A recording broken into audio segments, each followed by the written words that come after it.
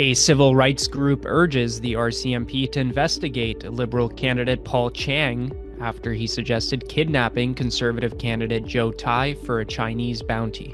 Women's groups are pressuring Liberal Leader Mark Carney to restore the federal gender minister role after its removal from the interim cabinet. A left-wing U.S. professor known for warning of an impending, quote, fascist dictatorship is joining the University of Toronto. Hello, Canada. It's Tuesday, April 1st, and this is the True North Daily Brief. I'm Cosmin, Dzsurdzsa. And I'm Geoff Knight. We've got you covered with all the news you need to know. Let's discuss the top stories of the day and the True North exclusives you won't hear anywhere else. A civil rights advocacy group is calling on the RCMP to investigate Liberal candidate Paul Chiang after he suggested the Conservative candidate Joe Tay should be kidnapped and turned over to Chinese authorities for a bounty. Hong Kong Watch, an advocacy group focused on protecting the Hong Kong diaspora from oppression by the Chinese Communist government, believes Chiang's comments are grounds for arrest. Chiang told the Hong Kong-based outlet Ming Pao that the audience could, quote, claim the $1 million bounty if they bring Conservative candidate Joe Tay to Toronto's Chinese consulate. Ming Pao is funded directly by the Chinese state. Interim director of Hong Kong Watch Ed Simpson said, quote, this call for a Canadian citizen to be delivered to the People's Republic of China consulate in Toronto in return for a bounty should be disqualifying for political office. Mr. Chiang's comments cannot be ignored. We believe that Mr. Chiang's comments may cross into criminality and must be investigated by Canadian law enforcement authorities. The group believes Chiang could be guilty of, quote, counseling to commit the indictable offense of kidnapping and allegedly breaching Section 20 of the new Foreign Interference and Security of Information Act. The letter notes that Chiang has not denied the allegations. Liberal leader Mark Carney has pledged to keep Chiang on as a candidate despite him suggesting his rival be kidnapped and handed over to Chinese officials. So, Geoff, this has set the tone for the week.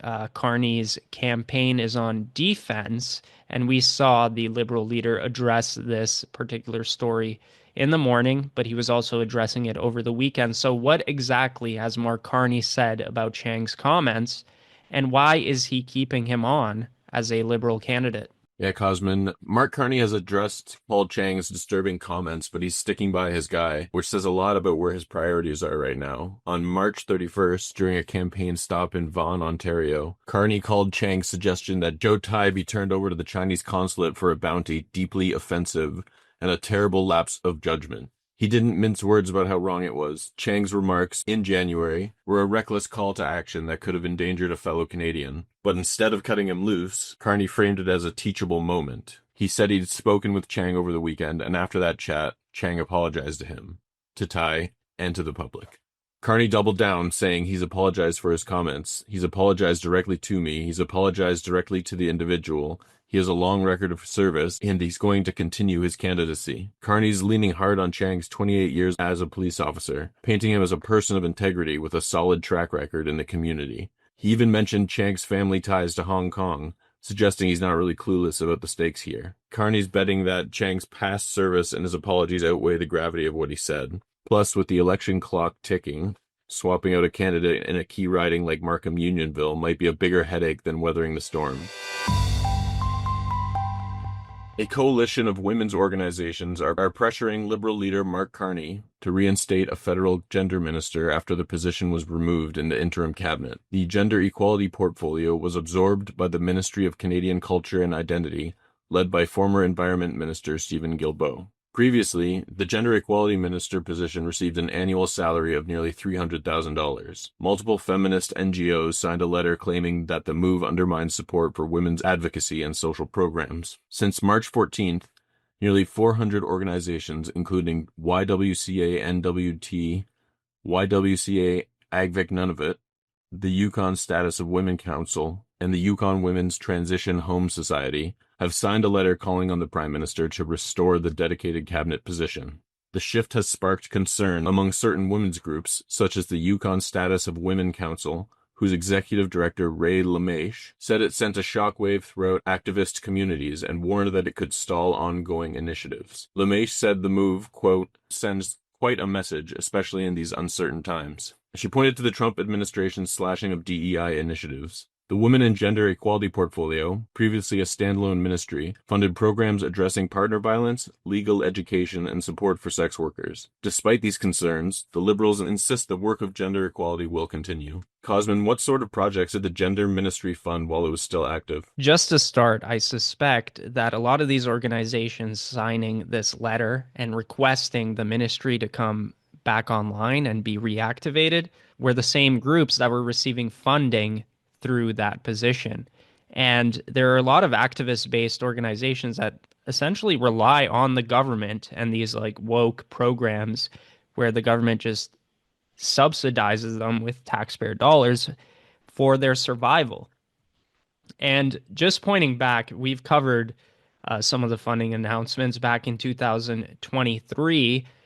Marcy Yen, who was the former Minister of Women and Gender Equality, she gave an $867,000 government grant for an organization that hosted fetish and BDSM seminars. Now, that is, I think most Canadians, when they hear something like that, would be dumbfounded. And they don't even know about this. Like, the government is dishing out money.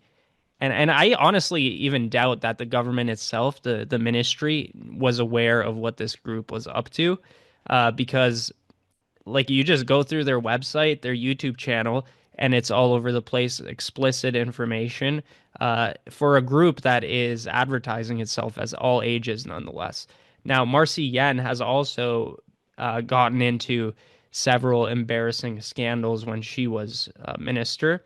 For example, in the same year, her and Anita Anand, who was the Minister of Defense at the time, I believe, put out a tweet about Menstrual Hygiene Day, essentially saying that men can also menstruate, biological males who identify as trans women. So it's just such a crazy amount of wasteful spending to advocate propaganda, ideological talking points. And honestly, good riddance that this department is gone, but I suspect that the Liberals, if they get reelected, will continue to fund this stuff. A left-wing American professor who has made a name for himself by claiming the U.S. is on the verge of a, quote, fascist dictatorship is headed to the University of Toronto. Jason Stanley, an American professor of philosophy at Yale University, has announced that he is leaving the United States to take a position at the University of Toronto. Stanley has been a regular pundit on Democrat-affiliated media in the U.S., where he frequently denounces what he calls, quote, rising fascism within the U.S. political climate. Stanley cited this as his primary reason to leave for Canada, believing that the U.S. is destined to become a, quote, fascist dictatorship. For Stanley, the responses to student protests at Columbia University were the tipping point, following a series of pro-Palestinian protests on campuses across the U.S. Columbia University implemented a series of measures, including suspending or expelling students involved in actions deemed illegal or against student code of conduct. Stanley told the Daily News, a philosophy-focused publication, that his decision to leave Yale and move to Canada was, quote, entirely because of the political climate in the United States. While Stanley's departure has garnered attention, it also raises concerns about free speech in Canada. Stanley has had little to say on heavy-handed government actions by Canada's own government, including the invocation of the Emergencies Act during the 2022 Freedom Convoy protests. In February 2022, the federal government invoked the Emergencies Act to quash peaceful protesters in Ottawa, a move that was later ruled unconstitutional by the federal court. The court found that the invocation of the act did not meet the legal criteria necessary for such an unprecedented measure, its first use in modern Canadian history. The Liberal government continued to appeal the court's decision as recently as last month. Geoff, I recall hearing that there are other people also moving to Canada, other high-profile Americans. I think every election cycle we hear about this, especially with the reelection of Donald Trump. There's always a wave of left-wing Democrat-affiliated people in the United States who are saying, I'm going to head to Canada, as if that will solve all their problems. Are there any other prominent left-wing Americans who have recently announced that they will be relocating? Yeah, Cosmin, Jason Stanley isn't the only prominent left-wing American figure who's packing up for Canada lately. There's two other Ivy League scholars that are also making the move, driven by similar concerns about the U.S. political climate under the incoming Trump administration. So Ruth Simmons, former president of Brown University, and Khalil Gibran Muhammad, a Harvard professor of history, race, and public policy, have both announced plans to take up positions at the University of Toronto alongside Stanley. Simmons, a vocal advocate for equity in education, has cited the rollback of diversity initiatives and the stifling of academic freedom as a key reason for her departure. Muhammad, known for his work on racial justice, pointed to the U.S.'s handling of the campus protests like those at Columbia and the broader assault on higher education as reasons for pushing him north. All three see Canada as a refuge from what they describe as the increasingly hostile environment for progressive thought in the States. It's a small but notable exodus, though none of them have publicly weighed in on Canada's own political missteps, like the Emergencies Act fiasco in 2022. That's it for today, folks. Thanks for tuning in. You can stay on top of new episodes every weekday by subscribing to the Daily Brief on iTunes and Spotify. Also, while you're at it, make sure to hit us with a 5-star rating and please leave a review.